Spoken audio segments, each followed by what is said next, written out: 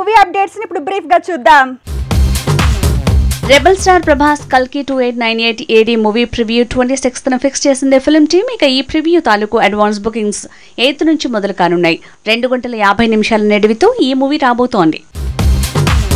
Prashanth Neel direction లో man of masses చేయబోయే cinema ఆగస్టులో మొదలు కాబోతుంది. రెగ్యులర్ షూటింగ్ మాత్రం 2025 జనవరి నుంచేనని తెలుస్తోంది. ఇక ఇందులో తారక్ డ్యూయల్ రోల్ వేయబోతున్నాడట. శర్వానంద్ కృతి శెట్టి కలిసి చేసిన మూవీ మనమే ఈ శుక్రవారం వైల్డ్ గా విడుదల కానున్న ఈ మూవీ నాన్ థియేట్రికల్ రైట్స్ 27 కోట్లకు సేల్ అయ్యాయట. దీంతో పెట్టిన పెట్టుబడి మొత్తం వచ్చినట్టు ప్రచారం జరుగుతోంది. కోలీవుడ్ స్టార్ హీరోయిన్ త్రిష మీద మళ్లీ రూమర్స్ పెరిగాయి. తను పెళ్లి చేసుకోబోతున్నట్టు ప్రచారం పెరిగింది. అయితే అలాంటిదేం లేదని, మ్యారేజ్ విషయంలో అందరికీ చెప్పే చేసుకుంటారంటూ క్లారిటీ ఇచ్చింది త్రిష.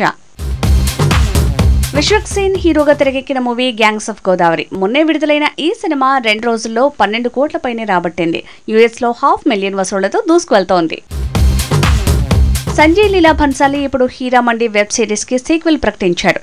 స్వాతంత్ర్యం ముందు లాహోర్ బ్యాక్డ్రాప్ లో తెరకెక్కిన హీరామండికి సీక్వెల్ అనగానే ముంబై బ్యాక్డ్రాప్ అంటున్నారు.